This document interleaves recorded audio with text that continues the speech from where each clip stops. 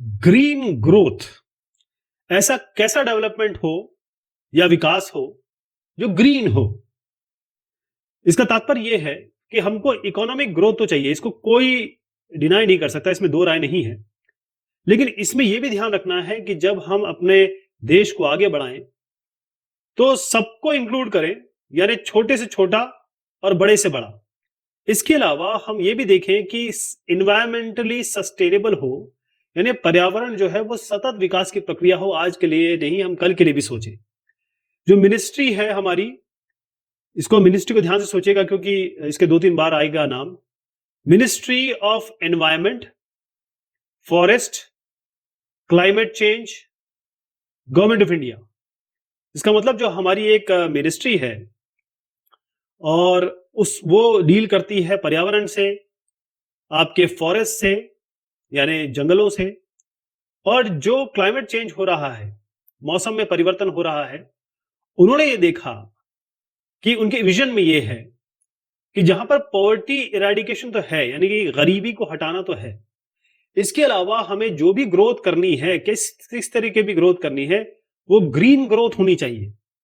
इसका मतलब ये है कि भाई अगर हमें इकोनॉमी को आगे बढ़ाना है तो ग्रीन ग्रोथ जरूरी करना पड़ेगा, क्योंकि हमें ग्रीन इकोनॉमी चाहिए।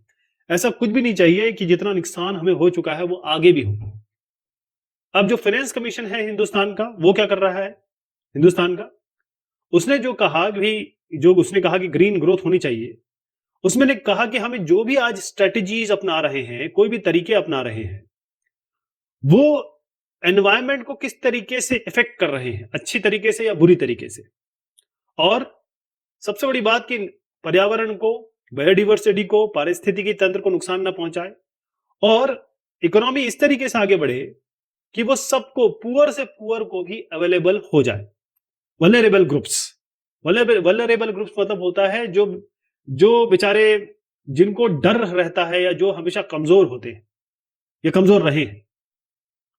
तो किस तरीके से ग्रीन ग्रोथ होगा, कितना आगे बढ़ेगा, इसका मेन चीज है कि हम रिसोर्सेस कितने यूज कर रहे हैं, और इस इकोनॉमिक ग्रोथ के लिए हमें कितने रिसोर्स चाहिए और कितना हम आगे बढ़ाएं। क्योंकि हम इकोनॉमिक ग्रोथ अगर नहीं करेंगे तो लोगों को नौकरी नहीं मिलेगी, जॉब नहीं मिलेगी, तो वो रोटी कैसे खाएंगे। तो फिर इकोनॉमिक ग्रोथ भी हम नहीं कम कर सकते, खत्म भी नहीं कर सकते, उसको रखना तो है ही। तो ये तरीका ये फाइनेंस कमीशन ने बताया है। और अगर वो कहते हैं कि भाई हमें सस्टेनेबल डेवलपमेंट चाहिए, तो कोई भी ऐसी इकोनॉमिक ग्रोथ, यानी जैसे इकोनॉमिक ग्रोथ में क्या हो सकता है, इंडस्ट्रीज लगना हो सकता है, अलग अलग एस्टैब्लिशमेंट इंस्टीट्यूशन लगना हो सकता है, मैन्युफैक्चरिंग प्लांट लगना हो सकता है। तो कुछ भी ऐसा हो तो ध्यान ये रखा जाए कि इसका पर्यावरण पे इंपैक्ट, इन्वायरमेंटल इफेक्ट या इंपैक्ट क्या हो रहा है। जैसे अगर मान लीजिए व्हीकल्स की बात करें, एक एग्जांपल देता हूं आपको, आपको बहुत अच्छी तरह से समझ में आएगा। आपने जरूर देखा होगा कि आप शायद 10 साल पहले आपके शहर में इतना ट्रैफिक नहीं होगा, लेकिन अब अगर आप गाड़ी चलाते हैं तो आप देखेंगे कि आप इस ट्रैफिक में घंटों फंसे रहते हैं, घंटों फंसे रहते हैं। तो इससे क्या होता है, पोल्यूशन भी बढ़ रहा है, आपका टाइम भी वेस्ट हो रहा है ना, टाइम आपका भी वेस्ट हो रहा है, बाकी जितनी भी गाड़ियां यहां वहां हैं उनका भी वेस्ट हो रहा है।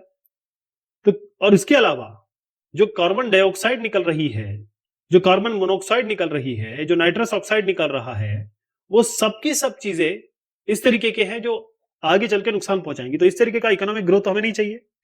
लेकिन इसको हम एकदम से नहीं रिप्लेस कर सकते। आपको मैं कहूं कि आज आप गाड़ी से मत जाओ, आप 10 साल से गाड़ी से जा रहे हो, आप बोलोगे नहीं गाड़ी से नहीं जाओ, आप जाओ टेम्पो से चले जाओ या बस से चले जाओ, ऐसे नहीं हो पाएगा ना। आपको एक पब्लिक ट्रांसपोर्ट सिस्टम ऐसा इजाद करना पड़ेगा, इस तरीके से बनाना पड़ेगा, और इसको धीरे धीरे धीरे हम कन्वर्ट करेंगे। यानी it should be slowly replace कहा गया है यहाँ पे, धीरे धीरे धीरे कन्वर्ट करेंगे ताकि पब्लिक ट्रांसपोर्ट सिस्टम पे लोग आ जाए, या ऐसी गाड़ियों का इस्तेमाल करें जो ग्रीन गाड़ियां हों, हरी नहीं, कलर में नहीं, मतलब जो एनवायरमेंटल इंपैक्ट जिसका, या कहें कि पर्यावरण पे जो इफेक्ट हो रहा है वो कम से कम हो।